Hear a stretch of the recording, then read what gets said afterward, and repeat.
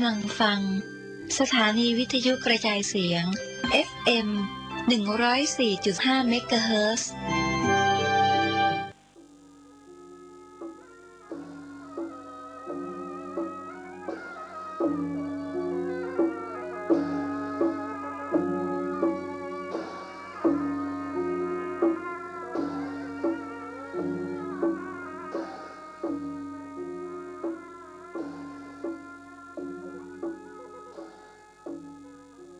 ขอความเจริญในธรรมและความผาสุกทางใจจงได้บังเกิดมีกับพ่อแม่พี่น้องท่านสาธุชนคนดีผู้เจริญในศีลในธรรมทุกท่านพร้อมกันนี้เมื่อเจ้านี้ขอยกมือ10 นิ้วกราบอาราธนาเอาคุณพระแก้วเจ้าทั้ง3บุญศีลบุญทานที่ได้กระทำปั้มเป่งมาเสื้อวัดเสื้อวาเสื้อบ้านเสื้อเมืองคุณพ่อคุณแม่คุณครูบาอาจารย์ผู้ประสิทธิ์ประสาทวิชาความรู้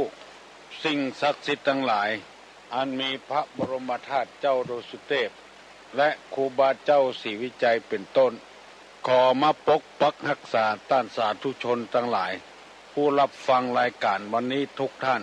เพื่อได้อยู่ดีมีสุขอายุมั่นขวัญยืนมีโชคมีลาภเหมือนกันผู้คนวันนี้จะได้นำเอาน้ำธรรมคำสอนมาฝากมาฟังพี่น้องสถานาบุญทั้งหลายเหมือนกับถึงวันถึงแม้นจะบ่สบายทางกายเป็นวัดเป็นอานแต่ทางคิดทางใจนี่สบายอยู่ตั้งมันสมองก็ยังมีความคิดความหันสู้เพื่อท่านสาธุชนทั้งหลายได้ฟังก่อนที่จะได้ฟังการบรรยายธรรมขอเชิญชวนพี่น้องพ่อแม่ลูกเต้าหลานเหลนปากันได้ไหว้พระพุทธพระธรรมพระสงฆ์เพื่อเป็นสิริมงคลเกี่ยก่อนตั้งอกตั้งใจเน้อว่าตัวตุลุงเน้ออะระหังสัมมาสัมพุทโธภควาพุทธังภควันตังอภิวาเทมิกราบสวากขาโตภควตาธัมโมธัมมังนัมมัสสามิกราบสุปฏิปันโนภควโตสาวกสังโฆสังฆังนะมามิกราบหันธรรมยังพุทธัสสะภควโตบุพาภะคณะมะกะลังกะโลมาเสนะโม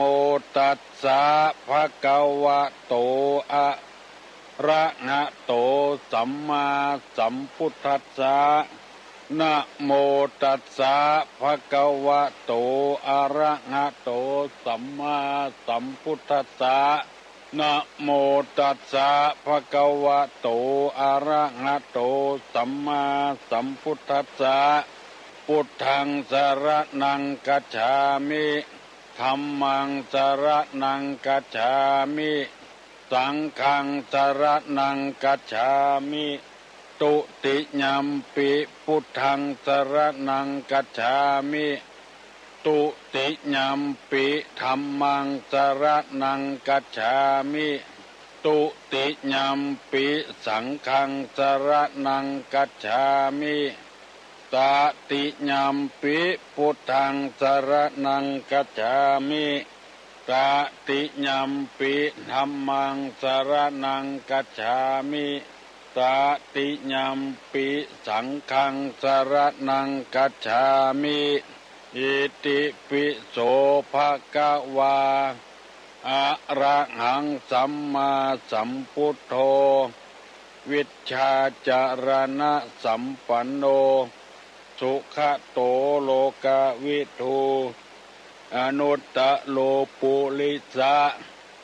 ธรรมสารถิสถาเทวะมนุษย์สานังพุทโธภควาติสวาขาโตภควตาธัมโมสันติติโกอากาลิโกเอหิปัสสิโกโอปนะยิโกปัจจัตตังเวทิตโพ วินโยหิติสุปฏิปันโนภควโตสาวกสังโฆอุจุปฏิปันโนภควโตสาวกสังโฆญาญะปฏิปันโนภควโตสาวกสังโฆสามิจิปฏิปันโนภควโตสาวกสังโฆญาติตังจัตตาลิปุริสายุคานิอัฏฐะปุริสาปุคลาเอสะภะคะวะโตสาวกสังโฆอาหุไนโยปาหุไนโยตักขิไนโยอัญจลิกาลนิโยอนุตตะลังปุญญเขตตังโลกัสสาติกราบหนึ่งกราบสองกราบสามได้ปาพี่ปาน้องได้ไหวพระเจ้าคือเป็นสิริมงคลกุเจ้าคือได้สบายอกสบายใจกู้วันถ้าว่าบัดจำเป็นแต่ว่าตุลุงจะพยายามนำเอาธรรมคำสอนมาเสนอ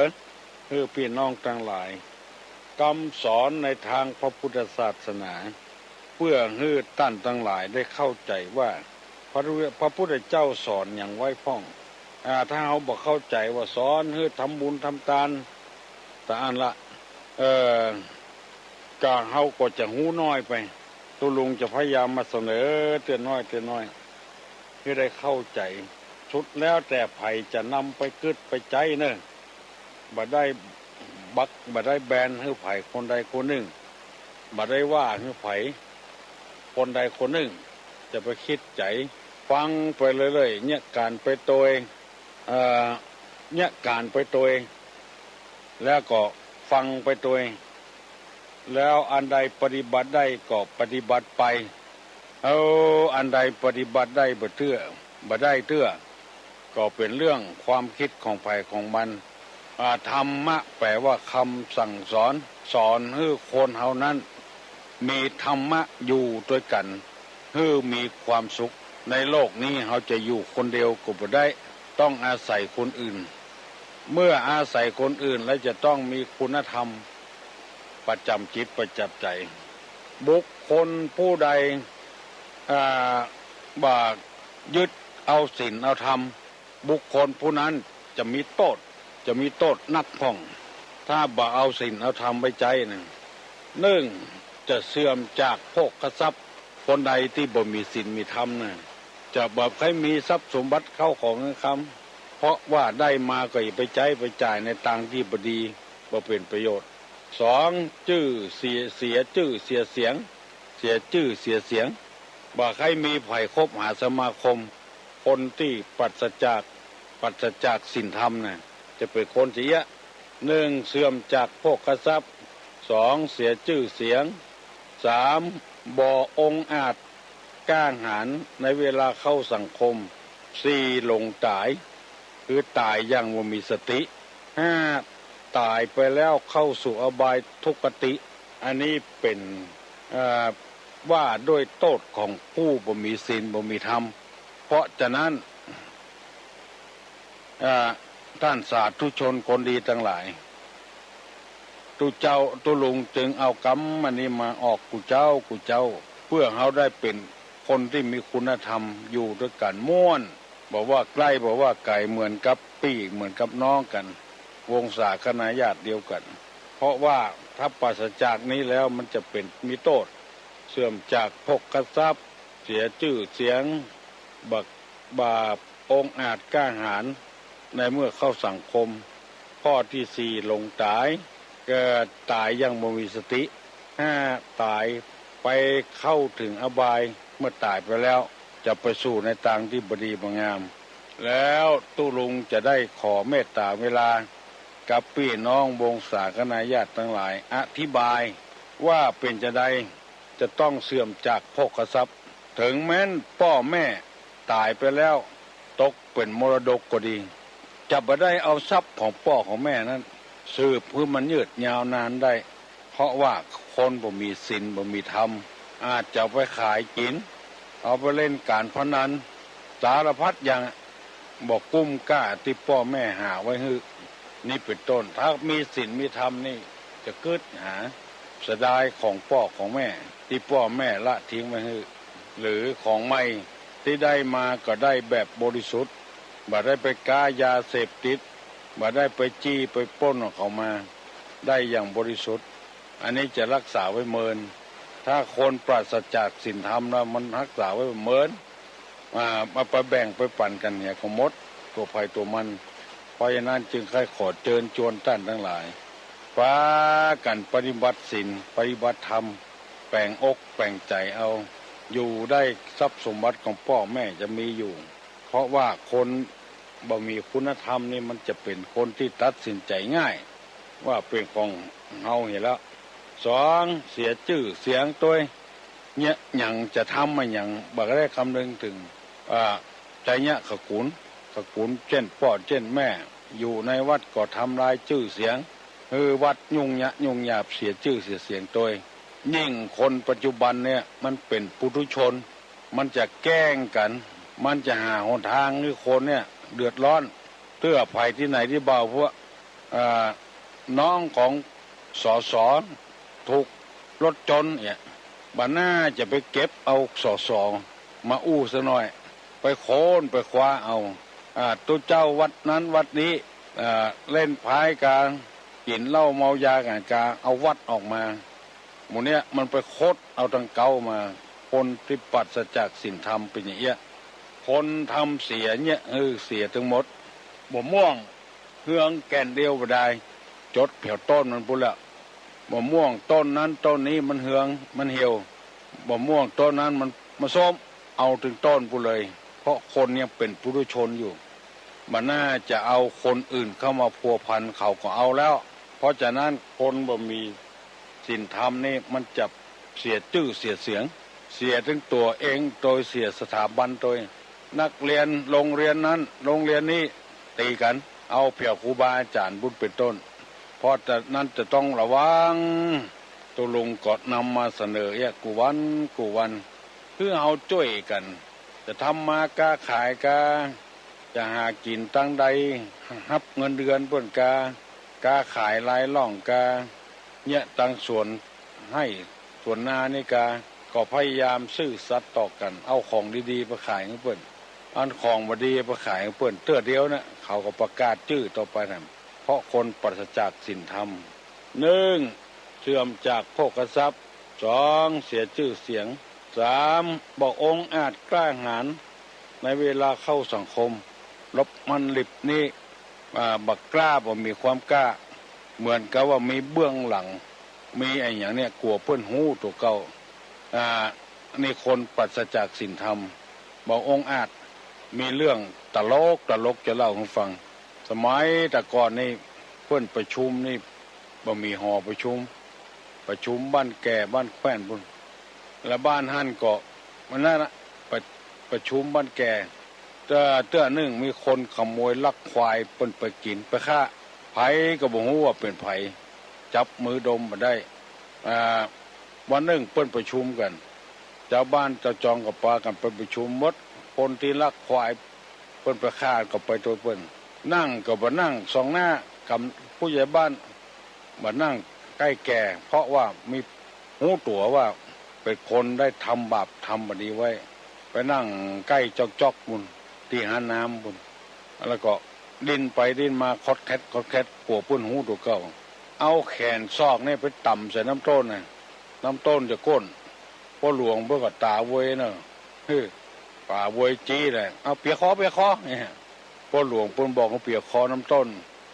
มันหูตัวเก่าว่ามันเป็นคนลักควายเปียควายป้อสุญญังเปียคอป้อสุญญัง เนี่ยคนที่ทำบาปทำความบดีเนี่ยบอกองค์อาจบักกล้าหาญเวลาเข้าสังคมในมอบกันการกลัวคนมีศีลมีธรรมในกล้าหาญบอกกลัวไผคำว่าบอกกลัวไผนี้บ่ได้หมายความว่า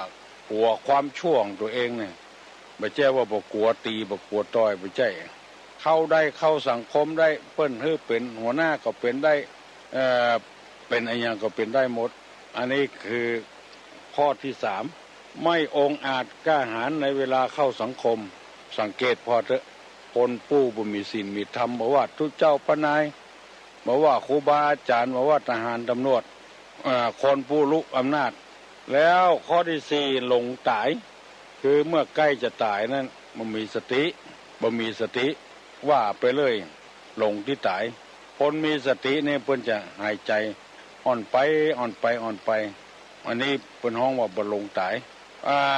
ได้ยินนักปราชญ์บัณฑิตพูดว่าคนเขานี่ใกล้จะตายมีทางอยู่สองแพร่ง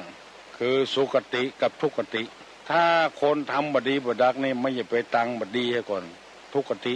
ตังบดีให้ก่อนมันมาท่าอยู่นั่นแล้วเพราะฉะนั้นเวลาใกล้จะตายนี่ในทางพุทธศาสนานี่สอนพุทโธเนอเอาพระพุทธเจ้าเป็นที่ปั้งจังที่เปิ้งเนอธัมโมเนอสังโฆเนอเป่ากระถาเทวทูตทั้งห้าพอใส่ปากมือมันเหม็นมือมันเน่ามือมันเหม็นมือมันเน่าคนละก่อนเป็นไงจะเอี้ยนึกหาพระพุทธเจ้าอย่างเดียวแล้วจะจิตวิญญาณจะได้ไปสู่ทางดีพุทโธธัมโมสังโฆกระถาเทวทูตทั้งห้าเพิ่นถึงมีลูกเทวทูตต่าง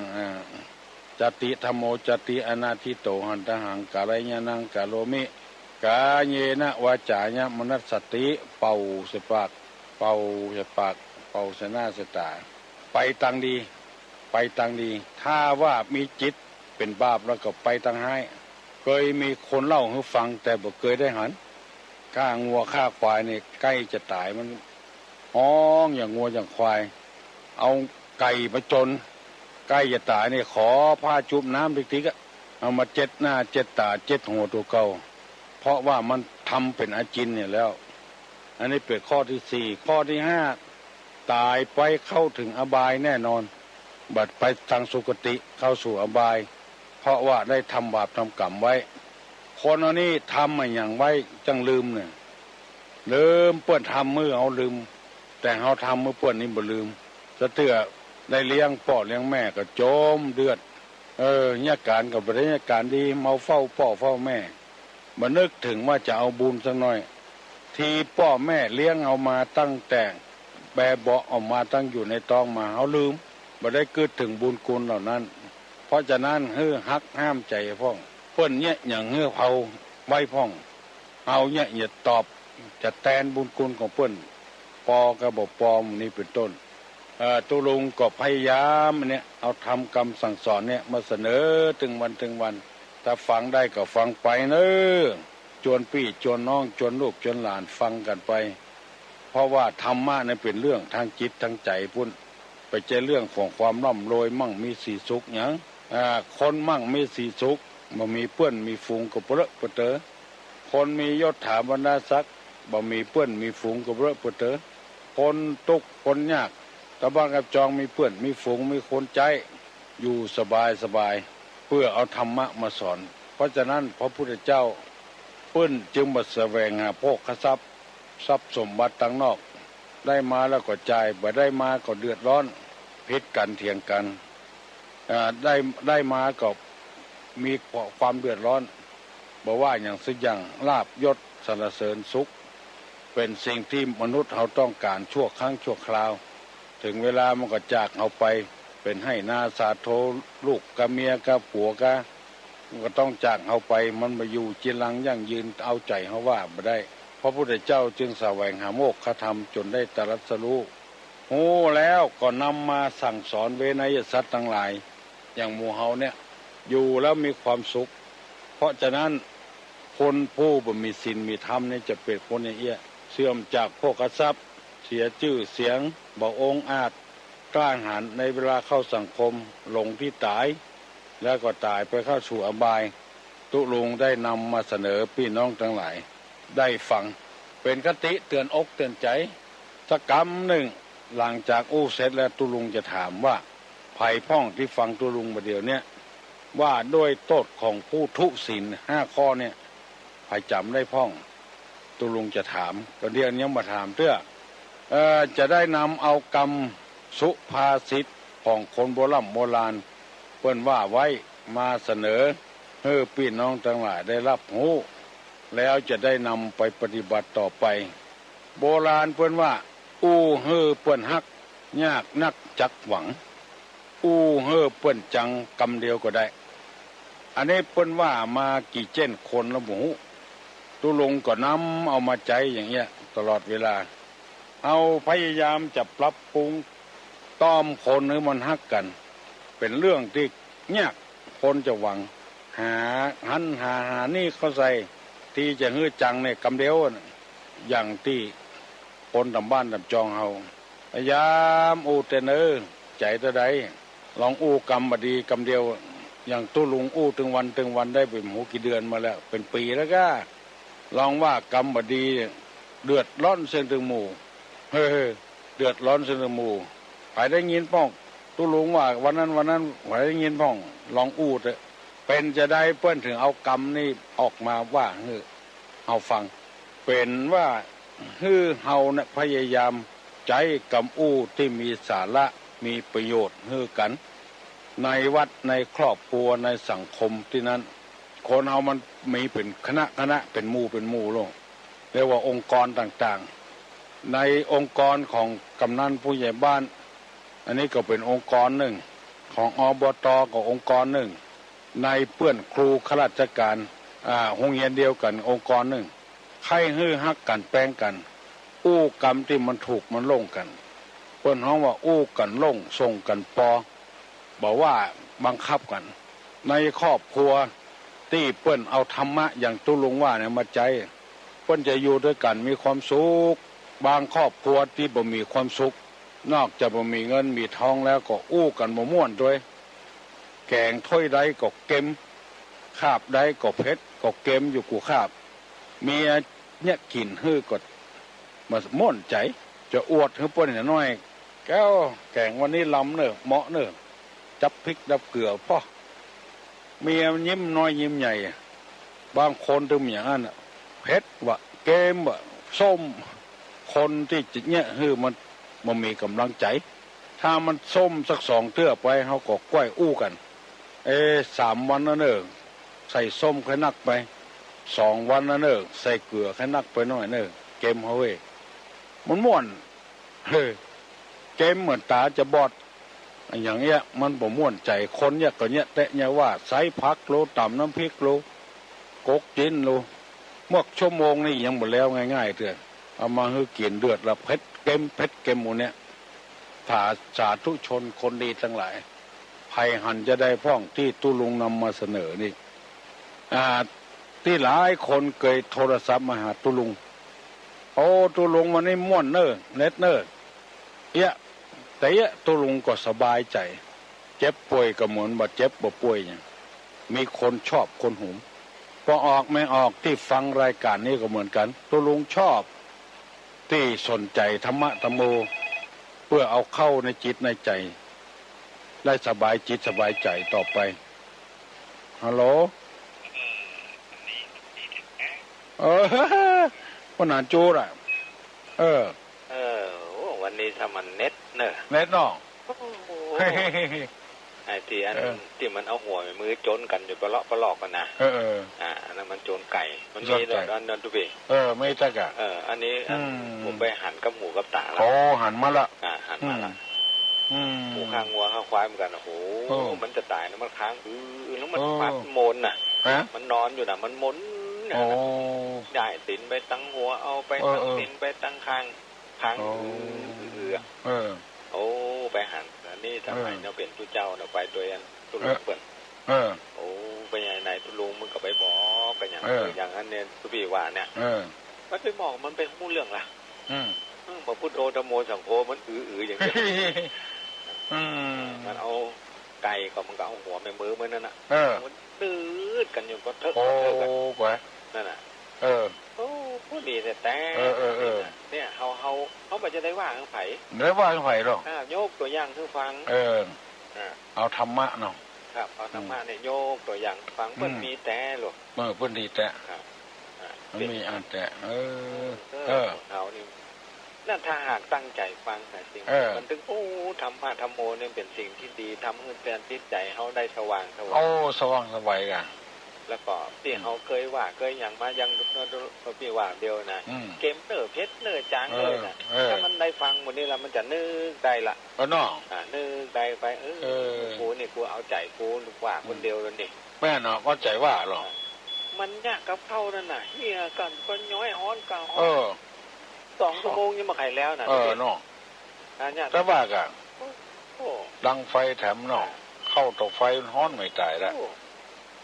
มันก็ต้องเอาใจกันพ้องเอาใจเฮาเนี่ยไปใส่ใจเปิ้นห้องเอาใจเปิ้นใส่ใจตัวเอาใจตัวไปใส่ใจเปิ้นเปิ้นกันไปเจ้ากันมามันถึงจะได้ดีน่ะแล้วก็มันจะให้มันดีก็มาฟังอย่างเงี้ยฟังเตอะฟังไปเรื่อยๆเนาะว่าอย่างนึงไปบัดได้ไปด่าไปอย่างอันนี้ก็บ่ได้สอนด้วยให้ฟังฟังของฟังเถอะถ้าฟังแล้วจะได้ดีมีหลายคนทุกพี่เดี๋ยวมันซื้อเนี่ยตะวาเนี่ยอันที่ได้แล้วพี่แล้วเนาะแล้วก็ไปในงานเป็นจะอันตั้งศาลพระภูมิเจอผมก็เลยไปกันเพื่อนก็ถามมาเพื่อนก็ว่าอันป้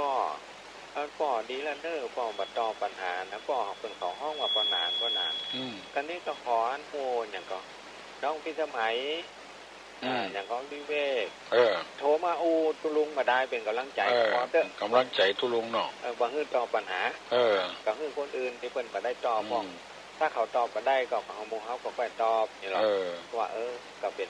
ดีบัวประจำนะหมอคุณเนาะเอาเนาะครับอันนี้เป็นแต้นะถึงวันนี้นะยังทุกคนทุกปีว่าเดียวนะมันเป็นกลุ่มของไฟของมันก็มาเข้ากันหน้าที่บ้านหนึ่งมีอบตเนาะมีผู้ใหญ่บ้านกำนันมีแม่บ้านมีอะไรอย่างหลายๆกลุ่มก็เอาเป็นของไฟของมันเนี่ยแม่นเนาะหน้าที่มันอย่างกระปึกตาเลือกกันค่ะประเด็นนี้มีแหมลายเนอะเจ้าเพิ่นจะให้เงินล้านนะแบ่งหมู่บ้านวัดเดียวมี2 หมู่บ้านวัดคู่กันละไปแบ่งไปกุ๊กเป็นก็เปิดเล่าเนี่ยเตื้อก็วัดเดียวมี3 หมู่บ้านเคยกินเคยทานร่วมกันนะแก่เดียวแคว้นเดียวนะเดียวแบ่งหมู่บ้านโพนับโพหลวงไปเห็นแล้ววัดใต้มาวัดเหนือบ่มาวัดเหนือบ่มานิ่งกันกองกันมันเป็นอย่างอันไปคนเฮามันแบ่งกันนะแบ่งก๊กแบ่งเราขณะอย่างนั้นเตียนพี่วานทวานะครับที่เขาโทรมาหาเนาะเมื่อมันมาได้เป็นอย่างได้มีงานมาช่วยอย่างตีเลยพอได้มีนาตามียศเนาะเลยมาย่าอย่างวัดกันเลยบ่มาน่ะอันนี้มันใจได้อย่างไรมันใจบ่ได้หมดเนี่ยมันบ่ได้มันใจแคบลงไปใจแคบไปละถ้าเฮาสมัครเนาะถ้าเฮาบ่ได้น่ะอันนี้เฮาก็ซ้ำจะดีใจเขาจะลองทำดูหรอเขาเป็นอย่างกันสุดแต่เขาเจอเขาว่าทำก็จ้างเขาจะทำก็ตามเขาทำติ๊กเขาเนี่ยติ๊กมันจะเปิดมีการมีงานอย่างไปมึงจะกางเต้นกูก็จะช่วยมึงมึงกางแปลงเงินยกเก้าอี้ยกตังยกโต๊ะยกตังกันช่วยมึงไปหวังอะไรอย่างได้หน้าได้ตามันล่ำเหลือตอนนี้เขากระถือคือว่าถ้าเขาทำอย่างนี้ก็ทำคุณงามความดีของเขาเป็นบุญเป็นกุศลเป็นอานิสงส์ละอันนี้เป็นอย่างเป็นน้อยใจที่เขาไม่ได้เป็นแล้วก็ไปทำลายตัวเก่าน่ะแล้วก็มาเลยมาเข้าหมู่เข้าพวกมาเข้าวัดเข้าวาน่ะไปละบางวัดเป็นสถานักลำไปเปิ้นแบ่งเอาวัดก็บ่คือเป็นแบ่งอย่างไปเป็นอะไรอย่างเรือล่มในหนองเนาะถ้ามันแบ่งทำดีกันนะแบ่งดีกันคนนั้นจะได้เข้าว่าเข้าวามันอยู่ไก่มันร่ำได้ไปวัดอันนั้นวัดมีหิมมาก่อนสนับสนุนกันจะไปคิดจี้คิดจำอย่างเหมือนเวลาเขามีการมีงานเขาจะได้ในกลุ่มหนึ่งนั่นใจแคบเนาะใจแคบลงไปอันเนี้ยอันนี้มันอันเนี้ยทุกปีเอาบอกเขาเนี่ยแต่ว่าคนที่แคบก็เคยเป็นคนดีขึ้นมานักแล้วเนื้อเดียวนี่นะเขาก็ว่าคนนานแต่ก่อนผมนี่ตึงแต้นได้ยินตุลุงเปิ้นเตะเปิ้นสอนมาถึงวันเนี่ยผมก็เลยบอกว่าเปิ้นมาได้สอนเขาเนื้อเปิ้นพูดทั้งจะเปรียบเทียบถ้าว่าเปิ้นสอนก็หาว่าเปิ้นสอนทำมั้งอันนี้เปิ้นมาได้สอนเปิ้นยกเปรียบเทียบถ้าเขาขึ้นในคือว่าถ้าเขาขึ้นดีๆน่ะคนอย่างตู้เจ้าตู้นายอย่างพ่ออีแม่เนี่ยถ้าเปิ้นด่าเขาเนี่ยนั่นก็เป็นคำสอนเหมือนกันไม่น่ะไม่ใช่ว่าเป็นคำด่าเข เอาต้องคืนหนูโอ้แต่ก่อนผม อย่างอี้โลอันเป็นหนักอันก็นานแต่เดียวนี่ผมคืนในตุลุงได้มามามาสอนผมโอ้ดีขึ้นมาจากนักเย็นขึ้นมาจากนักแล้วนะบอกอันก็ยินดีตัวเนาะนุโมทนาก็ช่วยบอกนุโมหมู่เฮาตัวเนอร์เนาะที่เขาได้สนับรับฟังคองมาเจ้านี่ท่านเดินฟังแล้วมันเข้าสมองเอาไปมันอกม่วนใจโอ้ตุลุงก็สบายใจตัวมันได้ผลประโยชน์เนาะวันนี้ก่อนเลยว่าแต่กว่ากันปีแล้วแต่วันนี้ทำดีกว่าแฮมละดีวันนี้ดีกว่าก็จะไปยอโดเป้นะมันยอโหจะไปยุ่งก็ยออย่างอันนี้มีอย่างใดเขาก็อู้กันอย่างนั้นเนาะเขาวันนี้ก็ขอชาลีก็จะดีไวสารโชคดีเนอะพนันเนอะมาได้ถึงไข่โทรมาหานั่นแหละใครอู้ด้วยกันวันดีดีละพนันอู้อย่างอีสบายใจอู้เฮือเปิ้นฮักยากนักอยากหวังอู้เฮือเปิ้นจังกำเดียวก็ได้พยายามใจกำปากกำอู้ของเขาเฮือเป็นคนที่ฟังแล้วมันเป็นคาถาเนี่ยคาถาต่างๆนี่นะเป็นกรรมที่ตุลุงเฮียนมานะก็มันอยู่ที่นี่หมดอะอยู่ที่กรรมอู้ละม่วนใจอะจะสมมติว่าอันคาถาเพื่อว่าป้อนปากเนี่ยอมเอ้ยอ้ายยกย่างย้ายมาหาอมโกกายกย่างย้ายมาสู่อมแก้วกูสรณาคมอมสว่าหุ่มติดเนี่ยมันเป็นกรรมที่เป็นปิญญะกรรมมันม่วนร้อนโอมละโลยมหาละโลยละทศละโทยทุกเส้นยาคาพระเจ้าท้าวพญาเห็นหน้าก็มารักใคร่ลืมจิตลืมใจให้ไหลหลงช้างอยู่ในโขงก็มาลืมภัยลูกไก่ลืมพ่อลืมแม่สาวแก่มาลืมข้าวปลาอาหารพุทธังอยู่ไม่ได้ธรรมังร้องให้สังฆังมหาคัจฉยะอาคัจฉาหิเอหิสัมปติสามิเป่าใส่น้ำมนต์นั่นคนก็มาพรมน้ำมนต์มีคนฮักคนชอบไม่ใช่ว่าสัตว์เป่าก็ถ่ายล่ำจะโรยกับใจมันเป็นกรรมปลอบจิตปลอบใจกันทั้งนั้นยินดีที่พวนานบุญชูมันอุ่นอารียังยืนได้โทรศัพท์มาถามตุลุงต่อไปตุลุงจะถามว่าโทษของผู้ทุศีลเนี่ยมี5อย่างไอ้อย่างพ้องใครจำได้ลองตอบตุลุงมาลองฮัลโหลไม่สาเจ้าตุลุงเจ้าได้หมดเหรอน่าจะจำได้หมดความจริงอยากจะบอกก็นานดูนะน้องก็ไม่ได้เรียนอย่างมานักแล้วก็ฟังจากคนอื่นๆมาเต่าๆกันนะคะมันสนใจโลสนใจแต่ก็ใส่ความจำไปได้รถก็ยังไม่ได้เจอเลยนอนฟังดีนอนฟังแล้วเนาะไหว้พระเจ้าก่อนนอนฟังก่อนนอนมึงเสือกันรับตื้อเพื่อนเกินฟังของเก้าผมพังดีอะตื่นมาฟังต่อยรับเด็กมีประโยชน์ดีกว่าไปเอวมาได้ข้อที่1นะ1เสื่อมจากโทษไฟฟ้า2เสียชื่อเสียเสียง3บ่องอาจก็หารเวลาเข้าสังคมเก่ง4หลงสายลงตายตายยังมีสติ5ตายไปแล้วเข้าสู่อบายคือทุกขติอันนี้คือผู้ที่ทุกศีลผู้มีศีลเนาะเจ้ายินดีเนอะน้องเนอะสวัสดีเจ้ายินดีไผ่ไข่อู้กับตู้ลุงนะพ่องไผ่ไข่อู้กับตู้ลุงนะพ่องโทรมาเนอะ1210058ฮัลโหลเจ้าอันจากนมัสการเจ้าข้าเจ้าเขตขอความกรุณาเป็นข้าเขตผู้จักเบอร์โทรผนังตัวเจ้าอันกะเจ้าใครหูจักเบอร์โทรผนังจูเจ้านี่จะได้ดีฮะตรงนั้นไปบอกคือข้าเจ้าไปจำบอกให้ได้สิครับประเด็นคือผนังโทรมาเนาะเจ้าขอบคุณนักเจ้าลูกที่ไหนมา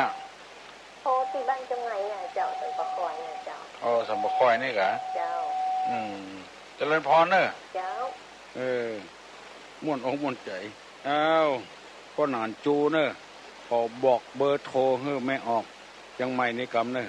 ขอบอกเบอร์โทรกำเนอะ เปิ้นใครหูเบอร์โทรของพวกนันจูอ่ะอันนี้เป็นกรรมสอนที่ตุลุงนำมาเสนอแล้วก็เขาอู้กันไปอู้กันมาก็ถูกลงกันดีน้องพิสมัยตอบว่าเชื่อมจากพวกกระซับเสียชื่อเสียงอาจกล้าหาญเข้าสังคมลงตายและตายไปสู่ทุกขติข้อหนึ่ง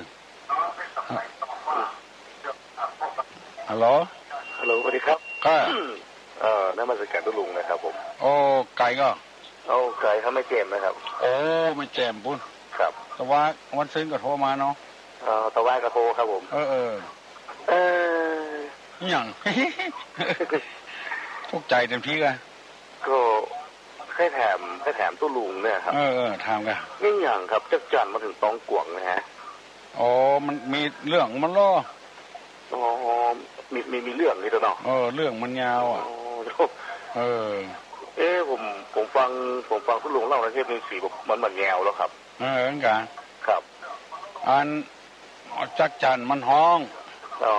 ครับเรื่องเก่าเรื่องเงามันจะว่าจะได้จักจันมันห้องครับอันนกเก้าเมื่อหูทีนะนกเก้ามันห้องฟานมาเก็บบกอกเก็บกอกเนี่ยครับฟานก็มาเก็บกันเดียวนกกันเดียวก่อนจักจันห้องแวดยิงอีกอ่ะแวดยิงฟานก็ล่นไปต่ำใส่เครือบกกิ้งอ่ะเครือบกกิ้งหน่อยบกกิ้งตกใส่หลังจ้างอีกอ่ะแล้วก็ตกใส่หลังจ้างก็ล่นไปคล้องใส่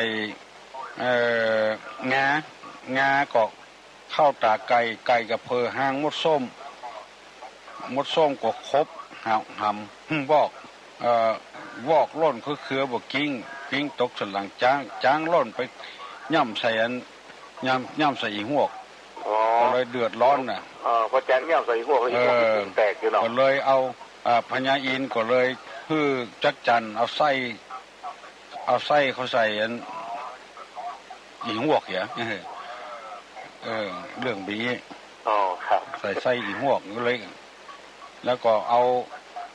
นกเก้าเอาแก้วฮือจักจันเนี่ย3 แกนหน้าผากมันเรื่องปลำปลาเนาะครับหมู่นั้นผลสุดท้ายเลยจักจันมันก็เลยหมดมีไส้เนาะไส้ให้อีหวกนี่เนาะไส้ไปให้อีหวกเหรอครับเรื่องยาวแต่ถ้าอูแต่นี่เรื่องมันจะแงวเนาะลุงเนาะเอาลูกมาแจมบนโทรมาครับมันได้ยินทีก่อนได้ยินทีครับผมฟังตั้ง97.5ผมบอกว่าพอดีไม่แจมนี่มีเครือข่ายด้วยครับมีเครือข่ายของCNเป็นเกียรติครับ97.5ครับดีแล้วเหรอฟังถึงวันเหรอครับฟังถึงวันครับกับบ้านเฮาก็ฟังที่คนอื่นฟังอ่ะก็ที่น่าจะมีอะครับน่าจะมีคนอื่นฟังด้วยวันใกล้เคียงนี่นะครับผมว่าผมจะชวนเปิดเสียงรับสายของเสียงรับสายด้วยนะคนใดชอบก็ฟังเนาะครับเสียงรับสายนี่มันก็ดีพ่องดีพ่องคนที่มันลูกขวายมันจังเปิดของไฟของมันนะดีแล้วมันจริงนี่แหละครับเราเปิดออกเสียงรับสายได้ดีนะทำให้มันเก่านะมันแม่นเนาะครับโอ้อย่างตู้ลุงข้ามอู้มาเจ้าเนี่ยน่าจะตู้ลุงบอกว่าตู้ลุงอู้มาเจ้าเนี่ยนะครับก็อันอย่างตลกมันเล่าของเขาฟังปุ๊บระดมเขาตื่นหน่อยอีกน่าจะดีนะครับครับผมมาสการนะครับโชคดีนะครับโชคดีไม่แจมบุญซ้ำฮัลโหล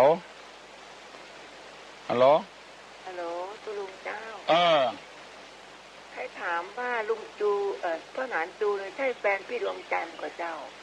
ที่เป็นประธานนะเจ้าเคยรำถวายหน้าพระที่นั่งเหมือนเท่าพร้อมกันนะเจ้าพ่อหนานจูเป็นเพื่อนกันเป็นเพื่อนเสียชีวิตแล้วนะคะเจ้าพี่ดวงจันทร์แต่เจ้าอยู่ปักช่องนะเจ้าอยู่ที่ไหนตอนนั้นเจ้าอยู่ปักช่องเจ้าพ่อหนานจูนี่อยู่ยังยืนไหมหรอนั่นแหละเจ้าผมก็แน่ใจแต่ว่าได้ยินเสียงเปิ้ลเมินนะกัน มันใช่พ่อหนานจูใช่แฟนพี่ดวงจันทร์ก่อนอย่างแม่นหัวเนาะใครถามอย่าก็ถามมาเนอะจะพยายามกูคนบ่เลือกที่ฮักบ่มักที่จังนะไปมาตัวตุลุงก็ได้เหรอฮัลโหลภาษาตุลุงเจ้าบ้านประภัยได้อ่ะประภัยสันทรายเจ้าพุ่นกะประภัยพุ่นกะตะว่ากระโทรมาแต่บัดตันเติ้นไผ่มังขอนวะเจ้าประภัยมังขอนเจ้าโอ้ฟังตุลุงละหม่นใจตัวได้ทำกับตุลุงสักน้อยได้ก็เจ้าเอากะตุลุงเจ้านะแม่ตายตั้งอายุ29เจ้าฟังฟังตัวเจ้า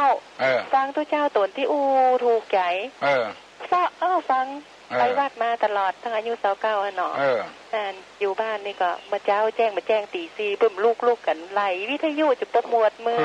เมื่อก่อนมันไม่ค่อยมีสถานที่นะตุลุงเนาะแล้วก็ฟังตัวเจ้าตนดีๆก็หายากตุลุงเอ้ยไหลไปไหลมาระยะหลังปี2 ปีมานี่มาปะ95ของท่านสุภาพิมลเตะสารพัดปัญหาเนาะรอบครบวงจรไม่ได้เตะอย่างตุลุงนี่นะ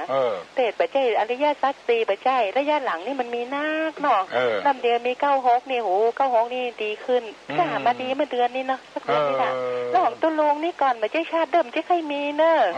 เจ้าก็มาฟังชาติเนี่ยเมื่อกี่วันที่แล้วนี่เนอะก่อนจะเคยมีแล้วมาฟังเจ้าจังไปทำบุญปีที่นี้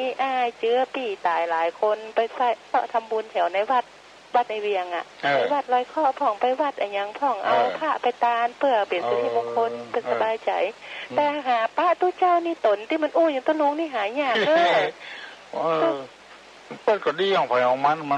นยังได้มันดีนะเจ้าแต่ว่าของตุลุงนี่เปิ้นว่าสายกลางสายกลางคือยุติธรรมอ่ะเหมือนเฮาฟังการเมืองที่ว่ายุติธรรมเนี่ยตุลุงนี่จะเป็นยุติธรรมฟังแล้วบ่ฮ้อนใจเย็นใจฟังแล้วม่วนใจนี่เจ้าจะลูกมาฟังตุลุงมาเจ้าจะเกิดเป็นวันนั้นแล้วจะไหลของตุลุงตอบปัญหาก็ได้เจ้าจะไหลไป95ของต้องหาฟังใส่สมองดีๆเมื่อวันเจ้าก็จะลากวิทยุเอาไปตัวแล้วก็ฟังตุลุงดีเนาะตุลุงจึงได้เพื่อนฮ้องว่าดีเนาะตุลุงยุติธรรมดีเนาะตะวันจะต้องได้ไปไหว้ศาลตุลุงนี่แหละแล้วเจ้าก็จดเบอร์เธอไว้แล้วนะ1212222มันก็เจ้าถ้าเจ้าจะไปจะโทรว่าตุลุงอยู่ก่อที่ใครป้าที่เพราะว่าเป็นสิริมงคลมาได้ตุลุงดีเจ้าจะได้สอนคนดีขนาดเลยอ่ะเขาซ่องหาที่มันสบายใจเนาะฟังแล้วม่วนฟังแล้วดีเจ้าคือเติงหาเขายินดีเนอะยินดีเนอะเจ้าค่ะสนใจธรรมะธรรมโมดีละเจ้าจะเมื่อคืนนี้ก็เข้าปันศีลเนาะเมื่อคืนนี้เนาะก็ท่องธรรมจักนะท่องสปะนะถ้าสักวันมันเหนื่อยเนาะตุลุงเขาต้องทำงานเนาะมันเอาได้ตุลุงเจ้านะจะตุลุงฟังเวลาเจ้านอนเดิกไปหน่อยสัก11 โมงเที่ยงคืนตี 1เจ้าจะไปได้มันเหงารับจนเลิกเลยได้ก็มันไปได้มันเหมือนคนมูสาไปไหนวันไหนก็จางเพื่อกับว่าเจ้าทำผมวันนี้จะยืนทั้งวันจะทำงานทั้งวันเนาะมันเหนื่อยไม่เป็นยังเมื่อคืนมันเนี่ยไปได้ตุลุงมันเหงารับมันรู้รับเพราะมันนักอ่ะมันแบบมีเจตนาหรอเจ้ามันถ้ามีเจตนาอีกก็ง่วงผิดอ่ะเจ้าเขามีเจตนามันง่วงมันเหงามันเอาได้แล้วเนาะจะปฏิเสธไปเลยว่าวันนี้เอาได้เอาหน้าโมต่อไปเนาะศีลธรรมนี่มันเป็นแค่ว่าปั๊บหิมดพิษหิมดเนาะเจ้าเกิดจากเจตนาพุ่นเมื่อคืนนี้ได้นักนี่ตุลุงเมื่อคืนนี้จะตี 1พุ่นน่ะแล้วแจ้งตี 4เขาลูกผมแล้วเนาะแล้วก็ฟังเพิ่นสวดมนต์ทำวัดท่องจ้ะถ้าวันหอมได้ว่าตัวเขาฟังเขาก็ได้บุญก่อนฟังแล้วเขาซึ้งดีแกยินดีเนอะสนใจธรรมะธรรมโมเจ้าไหว้สาเจ้าสนใจธรรมะธรรมโมดีแต่นุ่มแต่กรรม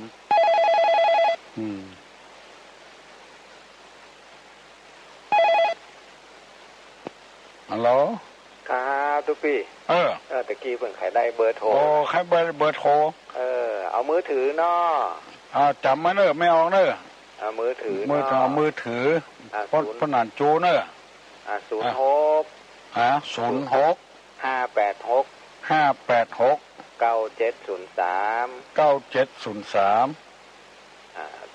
586 9703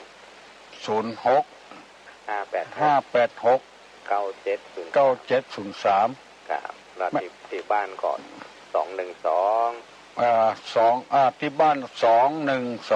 573ครับ212 573เนาะแล้วเพิ่นถามว่าแฟนของพ่อหนานน่ะดวงจันทร์แม่นละถูกละแม่นละแล้วมีชีวิตอยู่เสียไปแล้วเสียไปแล้วแม่นไรอีกอ่ะครับ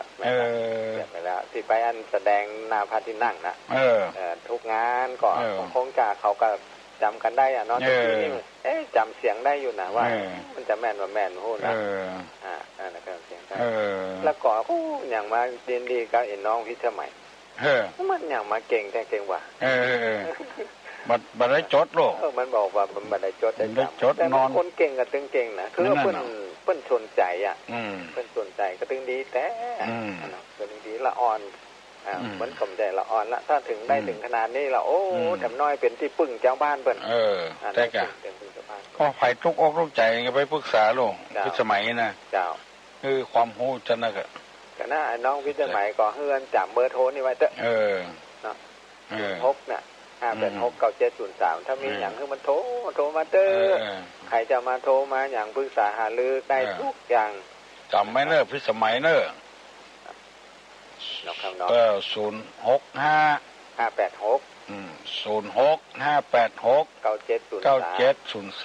ครับ212 573ที่บ้านเราไหว้ศาลครับเจริญพรเจริญพร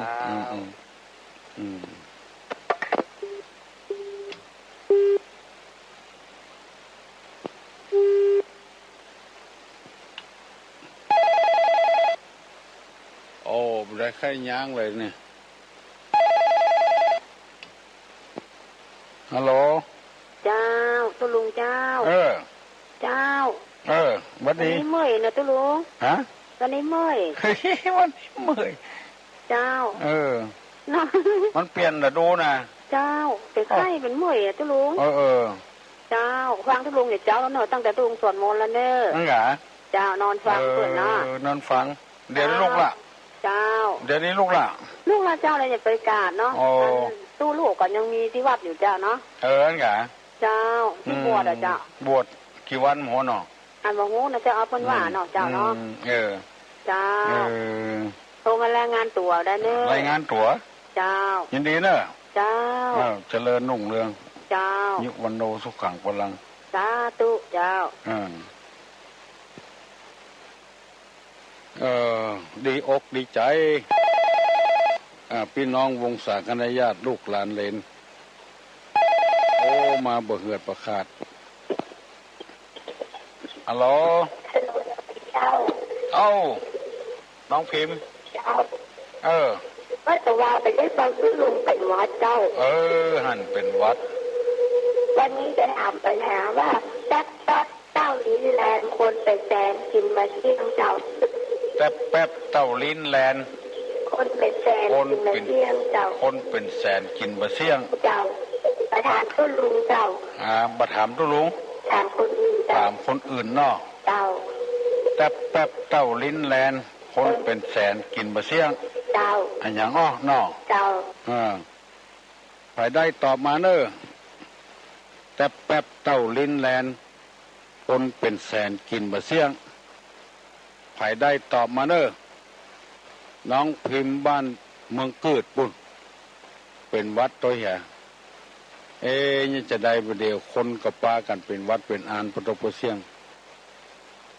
อากาศมันฮ้อนหนาวแต่ว่าเย็นซุ่ยนะเจ้าวันนี้มันเย็นนะมะฮัลโหลเจ้าไว้สั่งเจ้าตุลงเจ้าตอบปัญหาน้องพิมพ์เหรอใจเจ้าใจเจ้าใจโทรลูกแม่แจ่มมาจ้ะโอ้แม่แจ่มปุ้นไก่แต่แกว่าเนาะเจ้า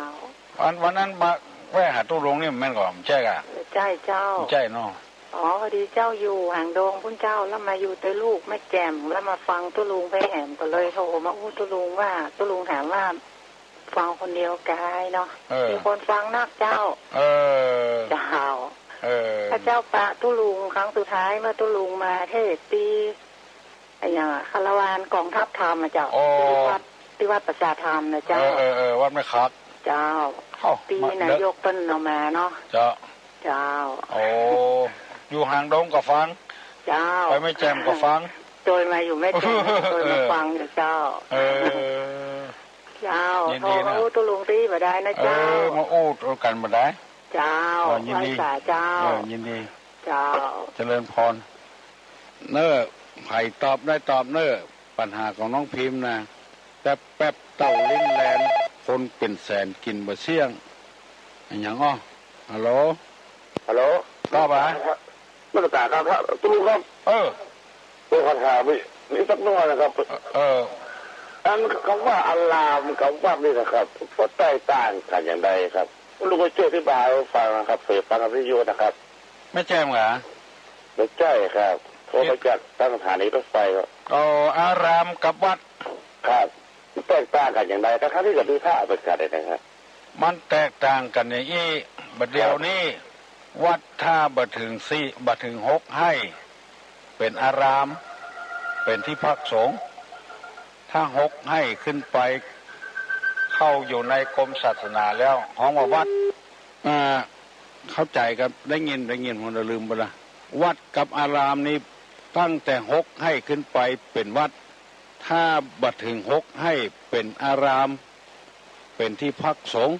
เพิ่นว่ากันอย่างนี้นะถึงวันนี้นะถ้า6ให้ขึ้นไปเป็นวัดคงจะเข้าใจแล้วกันฮะถ้า6ให้ขึ้นไปเป็นวัดถ้าบัดถึง6ให้เป็นอาราม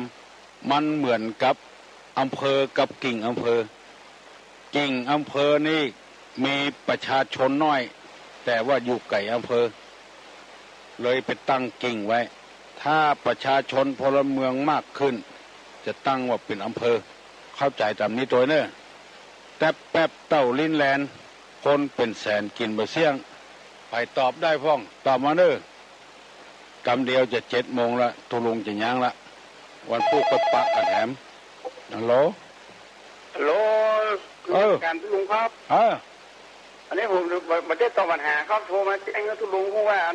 ผมโทรมาจากลีนะครับชัดเจนดีครับโอ้ลีพวกก่อนครับผมบ้านหางนั่นบ้านไอ้แพทย์หนองแห่แต่งไปพัฒนาให้ต้มเลยครับโอ้ไปเหรอโอ้ไก่แต่ไก่ว่าเนาะครับฟังกันนักครับม่อนฟังตุลุงนี่ครับฟังกันตึงลูกตึงเมียมดแว่นผมแน่ครับผมมาแจ้งให้ตุลุงจะอี้ไปได้ครับว่าฟังชัดเจนดีเข้าใจดีก่อนครับผมเข้าใจง่ายครับสอนคนดีโอ้ม่อนครับเตี้ยครับน้องยินดีเนอะครับผมโอ้เมืองลีปุ่นเนาะครับผมครับเมืองลีไผ่ตอบยังบ่ได้เนาะแต่แป๊บเต่าลิ้นแลนเอาไว้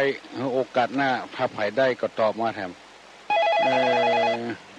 ฮัลโหล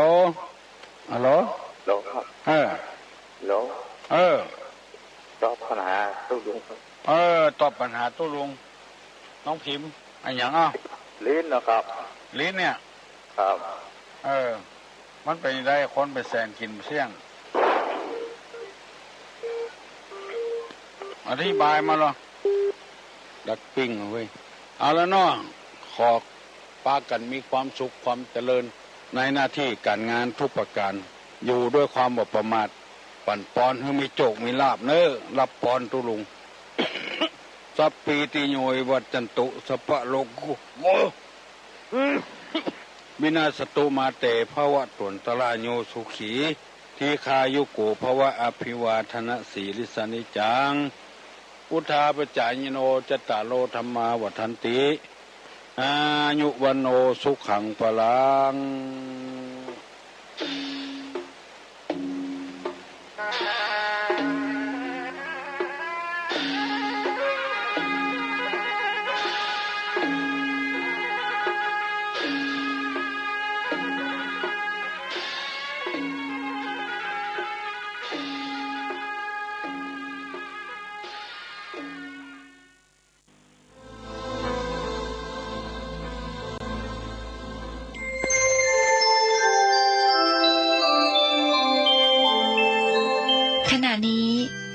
ำลังฟังสถานีวิทยุกระจายเสียงพระพุทธศาสนา FM 104.5 เมกะเฮิรตซ์